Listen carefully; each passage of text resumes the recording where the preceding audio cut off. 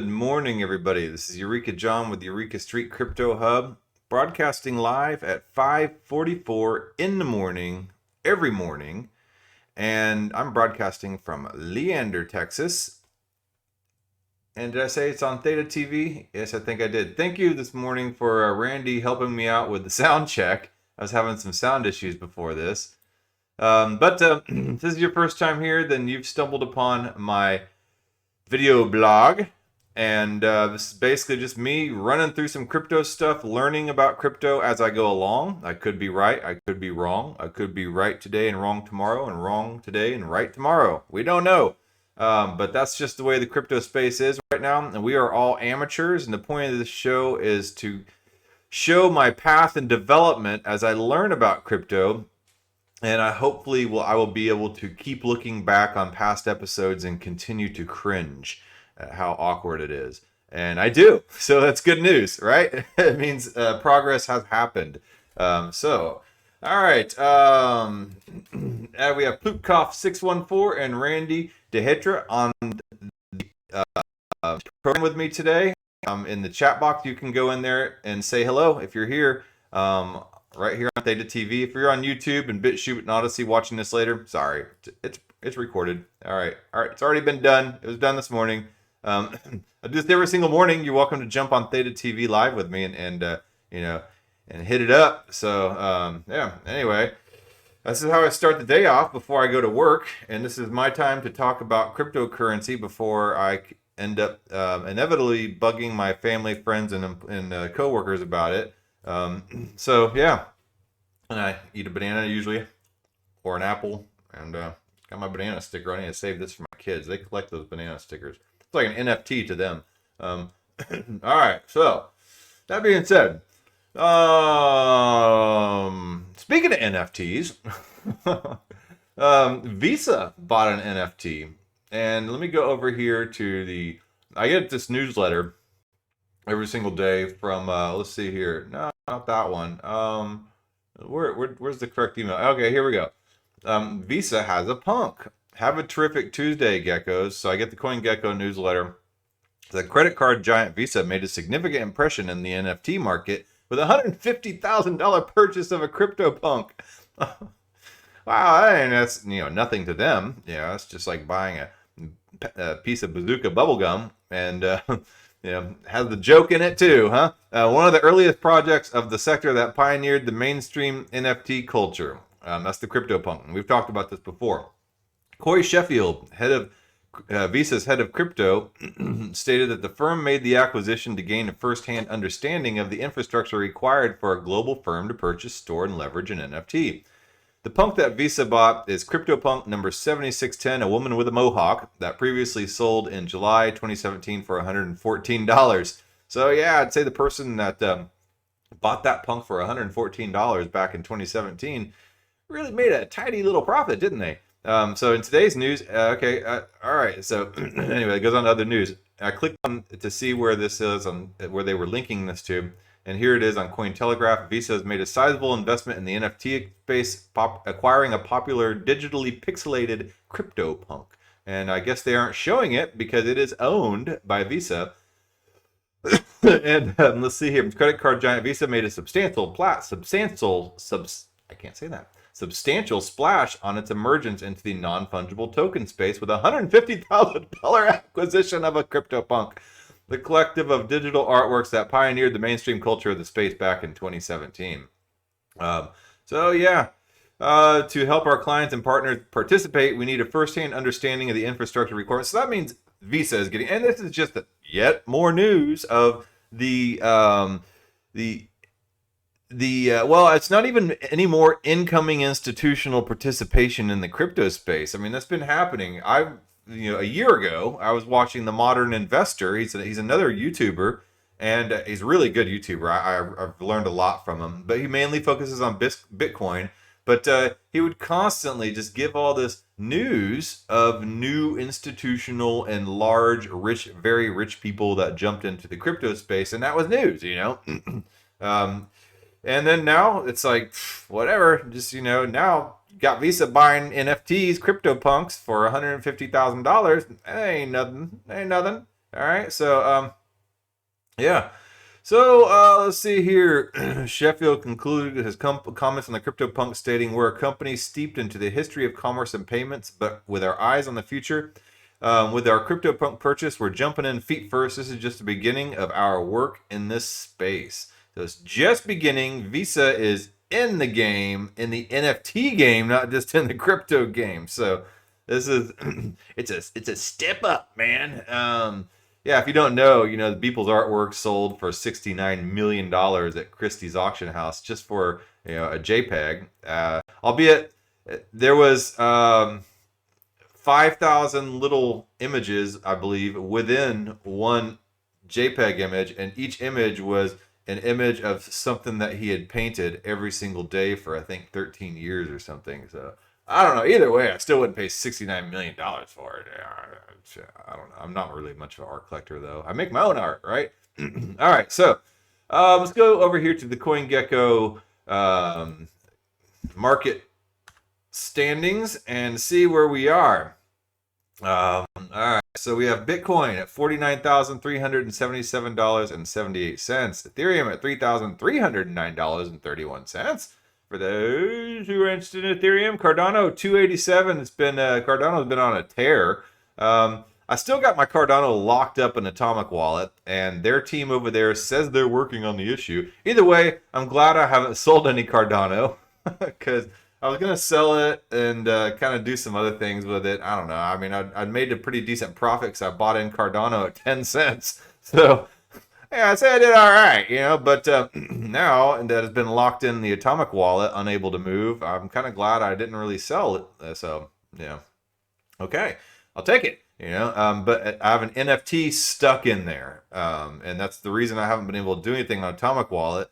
They say they're working on it, but I can't export it out to the Daedalus or Yoroi wallet, which are dedicated Cardano wallets, because they don't accept the 12-word seed phrase, which is what Atomic Wallet uses, and that's kind of the old system, the Byron system. And Daedalus and Yoroi and ADA Lite have already graduated onto the Shelley system. So Atomic really needs to do some updating. So yeah, somebody commented the other day that I have a gray banana. You know what? You're right. Well, no, see, it's yellow. See, well, okay. Well, depends on how you look at it or what part. I don't know. Okay. Anyway, Binance Coin 489.25. Tether and USDC are in the top 10 of stable coins. XRP, $1.24. The Dage, 31 cents. That hadn't really done jack squat. And I'm all right with that. Polkadot, 27.34. Solana, 77.50. Uniswap, 28.43. Terra, 33.77. Chainlink, 28.41. Okay, let's see here. Polygon, $1.59. I've been seeing in the news a lot about the audio token. I've covered audio on this channel before, and I covered it a while back. And it peaked up for a while, up just under $5 or somewhere around there. Let's see what the all-time high is here. All-time high $1.90. No, really? No. Audio token? No. How do I always end up at the Exceed Me token? I don't understand. I did not press Exceed Me. I pressed Audius. Maybe I accidentally clicked on that Bybit sponsored one. I don't know. Anyway, audio. $3 even. $3 even for the audio token. See, the top was pretty much the top. All-time high $4.95. Yeah, I pretty much bought just under $4.95. I guess maybe high threes. So is where I bought it at. But I covered it right about then, and it was booming and going, and then it just dropped. And then now it's been building up momentum. It's been getting a lot of publicity lately, and things like the Defiant on Cointelegraph, and a lot of press. And there's been a celebrity endorsements of Audius going on lately, and it's basically that decentralized music sharing platform akin to SoundCloud, but done in a decentralized fashion, and they have a token associated with it. And so where the artist has full control over all their work, and all the middlemen middleman charges are not taken out. So I didn't know Audius was in the Solana ecosystem. What? How's that? Anyway, because I thought it was an ERC20 token.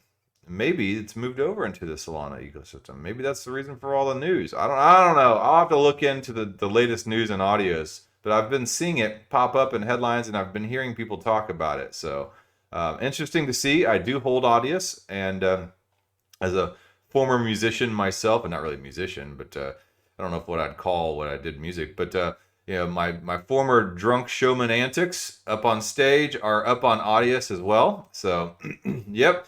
All right, so let's go over here to what I was going to talk about today. I have been here and there chatting with somebody in Mexico who is has an orphanage or works with an orphanage down there, and they're helping out a bunch of kids and stuff like that. And she was trying to ask how to utilize and leverage DeFi and crypto in order to be able to fund the orphanage. And I was just like, I don't really know much about the nonprofit space, except for like churches, 501c3, and that's all in the United States. So it kind of got me starting to Googling and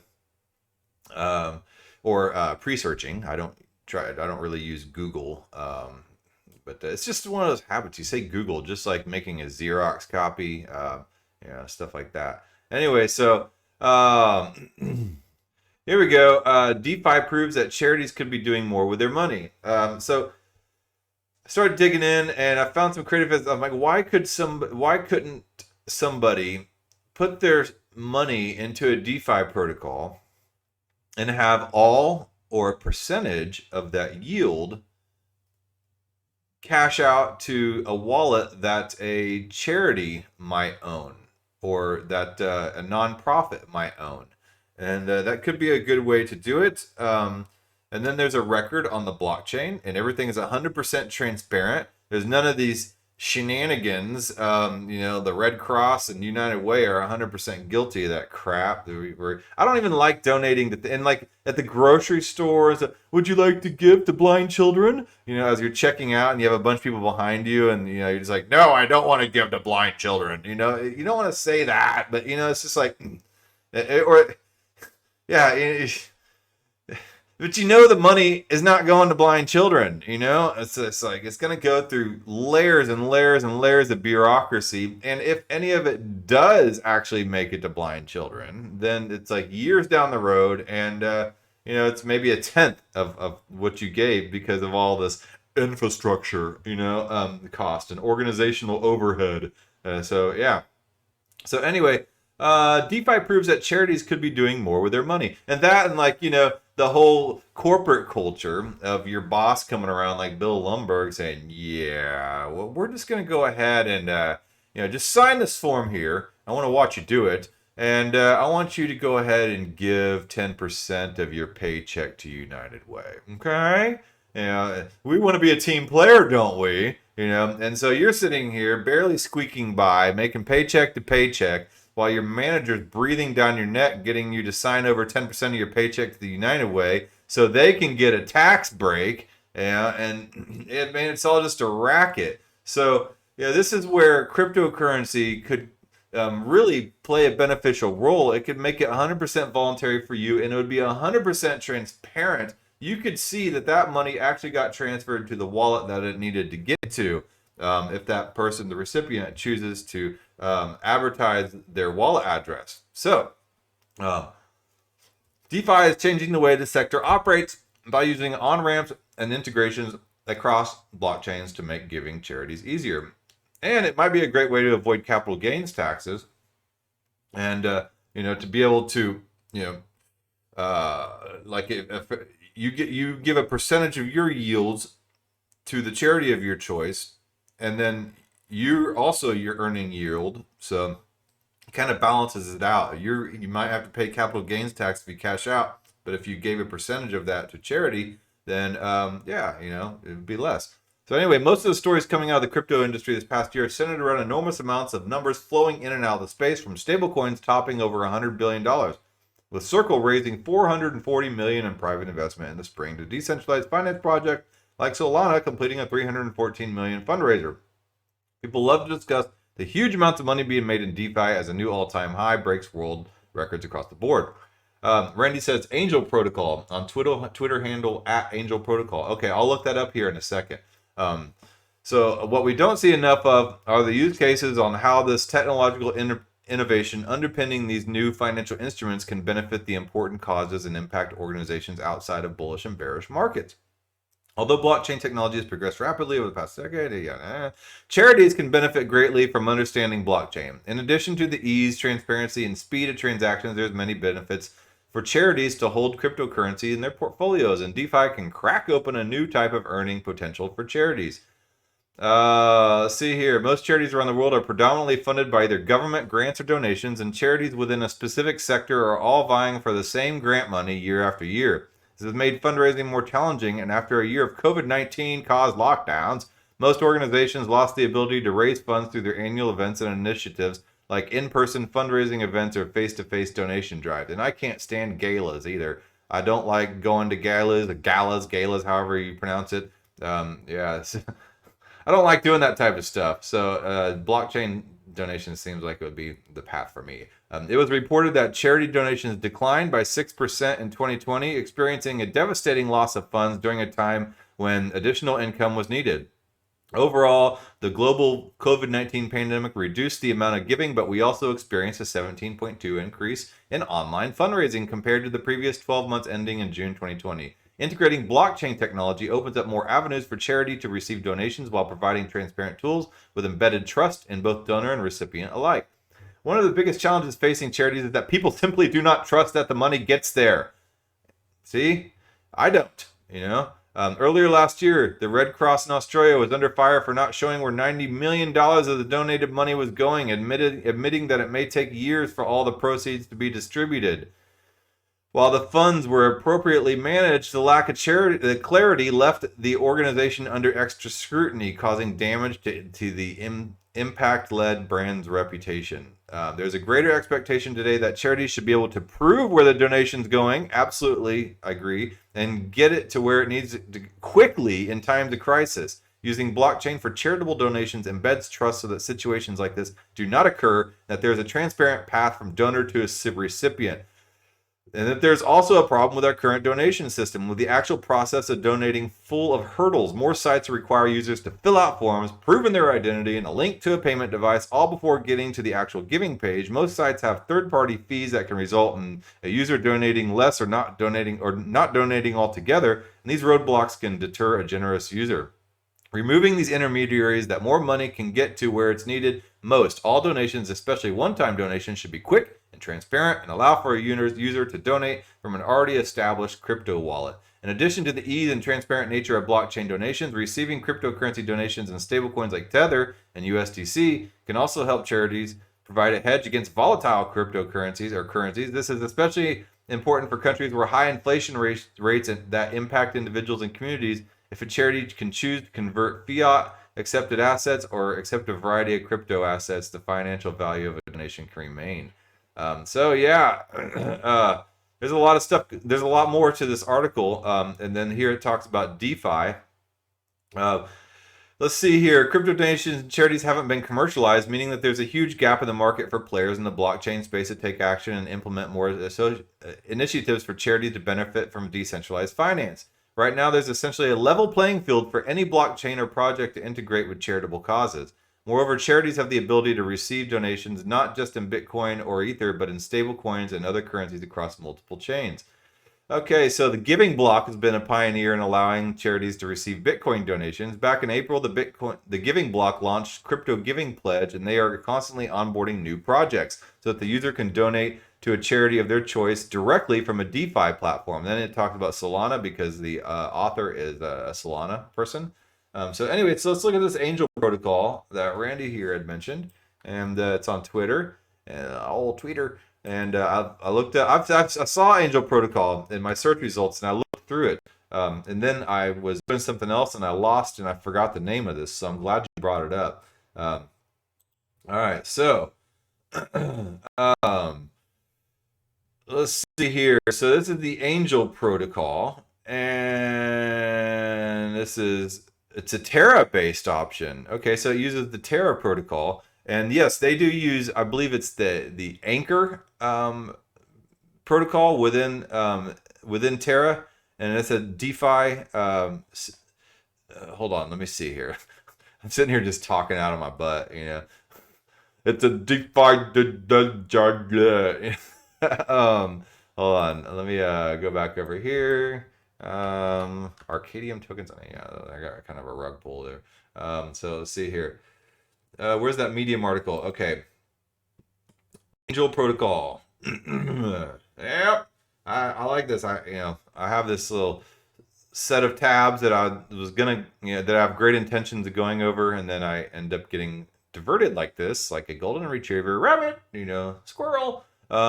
Angel Charity highlight the Yellow Boat of Hope Foundation, how this charity is making education accessible in the Philippines. Okay, so partnering with Angel Protocol, charities take a significant step towards financial freedom, a time when their operating expenses are covered by stable yields from their endowments and donations are used to drive expansion. When charities own their low-risk, high-yield endowment, their donors can now give once and have that donation continue giving year after year. Give once, give forever. If your charity would like to know more about Angel Protocol, can it impact your mission? So Angel Protocol has now launched a validator on the Terra blockchain. Why? What's the advantage? What happens to the commission and how can you help? First, why stake? Why delegate? If you fully understand the staking and delegation, skip on down to the section of the Angel Protocol validator. We're sure you're aware. So you can stake on there, and I'm assuming that some of the profits will go towards Angel Protocol as kind of a perpetual donation. So that's why they were saying give once, give forever, because once you stake on there, and the interesting thing too with DeFi is you can stake, if they own their own validator, you can stake on that validator and help secure that network, and the profits from that, the tokens generated from validating blocks on that, will go to the nonprofit or charity of your choice, and then you still get to keep your assets. And I don't know. I mean, I don't know if Angel Protocol allows you to keep it, or if once it's on there, then it's their property. But that's another idea too, is you can donate while still keeping your assets. So you could put your crypto up as collateral, or lock it in a validator, and then have them generating blocks, and then they pull the stake out of it while you keep your assets. And then whenever you finally, if you need your assets again, you can just pull it out and stop your donations or whatever. So yeah, that's an idea right there. So I'll link the Angel Protocol in the show notes, in the source notes. Let's see here. There was something else here. Here's the giving block. Launches crypto giving pledge to ramp up crypto donation efforts. The organization's most ambitious fundraising initiative yet. This is April 26th. This first article was just the other day, 21 hours ago. And there's another article right here. This one was August 21st. So there's a lot of stuff going on in the recent news about this stuff. So the Giving Block, a leading cryptocurrency donations platform, has launched a new initiative with the goal of making crypto the most charitable industry in the world. The Crypto Giving Pledge encourages digital assets to investors to pledge at least 1% of their holdings to charity each year, and for cryptocurrency companies to contribute 1% of their revenue towards similar causes. Users can join the initiative anonymously and without having to disclose their contributions. If everyone in crypto donated 1% of their holdings to charities, they could collectively raise $20 billion based on current market cap of digital assets. Instead of trying to push these shots to everybody in their arms, why don't they give a little money and try to put food on everybody's table? World hunger could be solved through something like this, and then we wouldn't really have sick people to give shots to, if that's indeed what that shot is all about, because I don't think it is. But anyway, I digress. Alex Wilson, co-founder of the Giving Block, said the initiative will transform the way the world views cryptocurrency and create the largest influx of charitable giving that the world has ever seen. Pat Duffy, the organization's other co-founder, said the initiative will do three things that everyone in crypto wants to see it happen. Once, it will generate a ton of money for amazing causes and the critical need of the support. Two, or one, it will generate a ton of money for amazing causes and critical need of support. Two, for pledgers in the U.S. in particular, the donations made through this pledge will erase millions of dollars in crypto tax burdens for donors. And third, it will put to bed that this idea that crypto is bad, and which we believe is the primary barrier slowing the mainstream adoption of crypto. What crypto does is it empowers the individual. It gives the individual tools in their hand that are previously only given to the privileged in society, the accredited investors, and stuff like that. And it allows everybody the freedom to be able to have some kind of mobility, financial mobility in society. And the powers that be don't want you to have that. And back in the old days, the same reason that the Bible was translated into what was not translated into the local languages is because the Bible was also leveraged by the rich and the elites as having some kind of special advantage of that, and they didn't want the commoners to be empowered. And so the same principle kind of applies here. DeFi is empowering people to be able to be financial free and to use the tools for any type of mobility in society that they want, including helping people out. And I've seen cases during the lockdowns where people were helping the homeless, and then people were being busted by police for helping the homeless, giving them food and stuff like that. That's not done through an official charity campaign, and people were being arrested and fined for helping the homeless out of their own pockets by their own volition and will on the streets. And they don't want you to do that unless it goes through them, and the structures in place, whether or not it's intentional or systemic. These structures are in place that do not allow individuals to directly help those who need it. So this is what DeFi can do. Crypto Giving Pledge is launching, and so now if everybody gave 1% of their holdings to charities, not advocating any type of socialism or anything, but it could solve a lot of these problems. And like I said just a second ago, it could feed everybody, making everybody healthy, reducing sickness, and then we wouldn't have any need for all this big pharma and all this crap that's going on. So anyway, Crypto Giving Pledge is launching in collaboration with Founders Circle, an industry group that will promote the initiative. The Giving Block has already sent open invitations to prominent industry voices like Michael Saylor, Elon Musk, Brian Armstrong, Joseph Lubin, Barry Silbert, and others. Although participation has not been confirmed, other industry leaders have already signed up, and their commitments will soon be reported by Telegraph. Okay, all right, so there's that, and then there's something else I found. So we have Angel Protocol, we have the Giving Block, and we have Aid Pool. This was on May 10th that this was written, where charity meets the best of DeFi in an easy-to-digest format. Okay, so the article says it's been 3 years since the beginning of the AidCoin journey and more than 10 years since our team got involved in the charity fundraising industry. AidCoin was among the first projects to attempt to bridge crypto and the nonprofit sector. We saw tremendous potential in the transparency and the trust that blockchain could bring to the industry, as well as the freedom that crypto donations could offer to donors, and we still do. But there appeared to be one trick.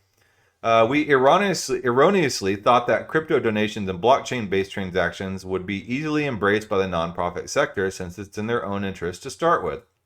But as we developed and advanced our customer development currying on workshop to educate the clients, we realized how difficult this was to actually make it happen. So the charities themselves, the nonprofits themselves, are having a hard time jumping into the crypto space, and not because they can't. It's because either they don't want to, or they see it's too hard. Or they're too rutted in their own previous donation infrastructure too. And so everything from opening a non-custodial wallet on AidChain and saving the private key, some charities actually lost them, to receiving crypto donations and trying to spend that money turned out to be incredibly hard for charities. Why? In a nutshell, it's because the sector is quite rigid in how things are done, and most processes remain unchanged for decades, including the means of fundraising. You can read about it here, right there in that link, but today we'll just stress that our key lesson was that before jumping to crypto, charities need to make a step into the digital world first. Thus, we need to educate them to go digital and then